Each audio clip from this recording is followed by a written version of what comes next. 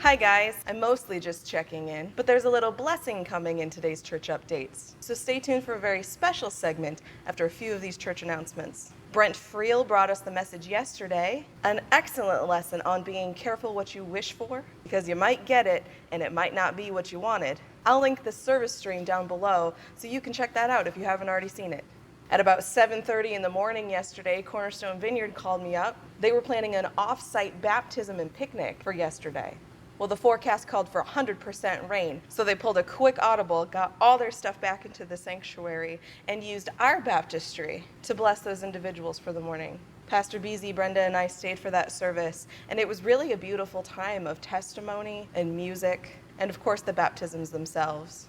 20 people came to Christ. It was very touching, very moving, and a wonderful sight to see within our walls. We are blessed that we were able to provide that service. And I remember singing a song saying, "You are worthy of it all." That all that momentum, all that glory, all that goodness that happened in the morning from our service to Cornerstone service was all for the glory of God.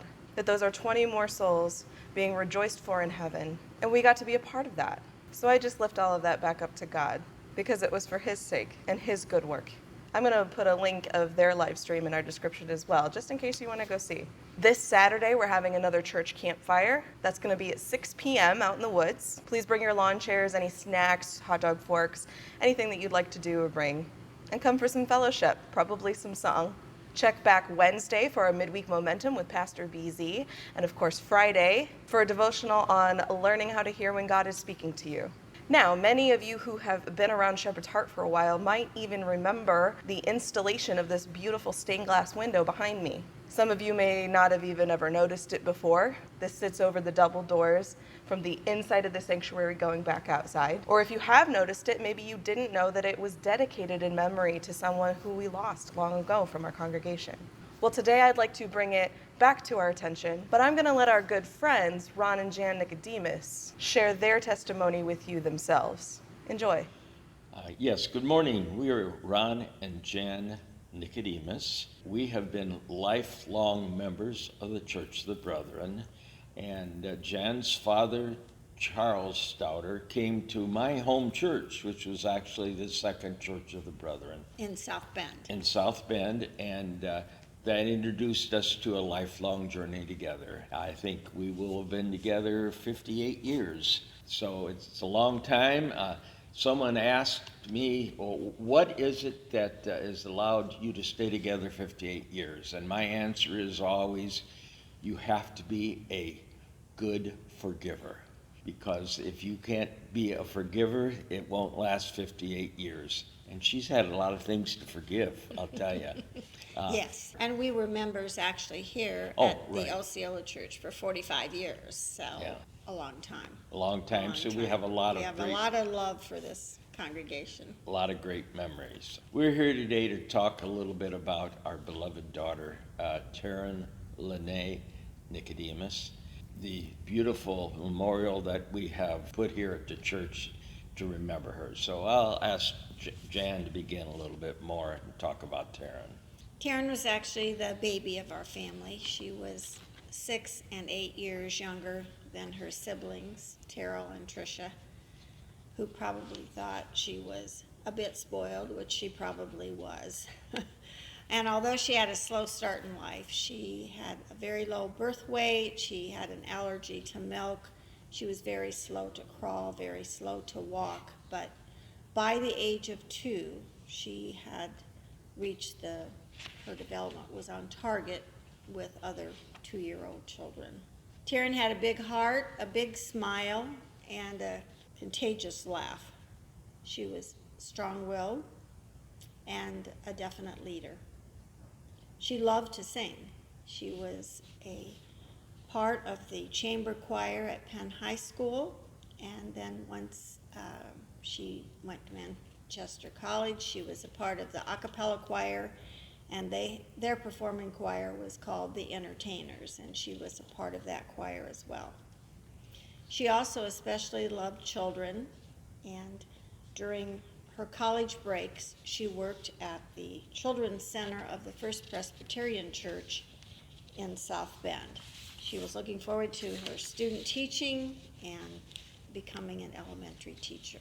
On her way back to Manchester College in January of 1997, preparing to complete the last semester of her junior year, she apparently drove in front of a semi while attempting to cross McKinley Highway.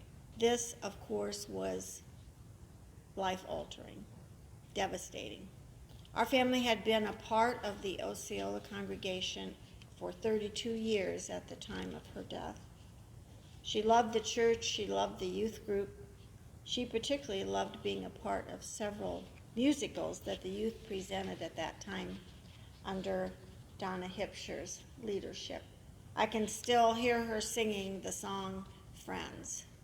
Friends are friends forever, if the Lord's the Lord of them. With memorial funds directed to the church, we chose to have a stained glass window design which would be a lasting legacy to Taryn's shortened life. The central focus of the window is the cross, highlighting her commitment to Christ. The 20 jewels in the cross represent the age of Taryn when she died. There are 2 pink roses beside the cross, as Taryn always loved to receive roses from loved ones and friends. To the upper left of the cross is the rising sun, to signify that for each of us, a new day will dawn when we too will cross over the great divide. Taryn's favorite Bible verse was Philippians 4:13. I can do all things through Christ who strengthens me.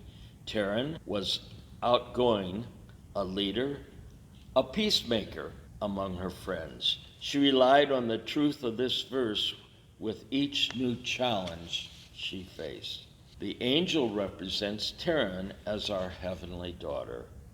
The harp she carries in the picture is to signify her love of music. Our family continues to be thankful for the love and caring we receive from Osceola. So grateful for each one who contributed so generously to Taryn's Memorial Fund, making this lasting tribute possible. As her parents, we never want her forgotten, nor the footprints she left on so many hearts. They're not there anymore, but at that time there was a man that did glass work in the bag factory. And And so- so we went there, and like he said, we told him all about things that were significant and that identified who Taryn was, and then he designed the window. We'd originally thought about, making a little, maybe a bench outside, a Or little garden of like some that. kind, or some different things like that, but then as we thought more about it, Too much work. it would be something that would have to be maintained. When we're gone, who's going to maintain it? That kind of thing. And so this idea came to us, and we thought this would be something that wouldn't take upkeep or anything Well, like that, other than change- keeping the light bulbs. Change the light bulbs, right, It was designed that size for that spot. to exactly fit Was that. designed. We knew it would be something that would be lasting.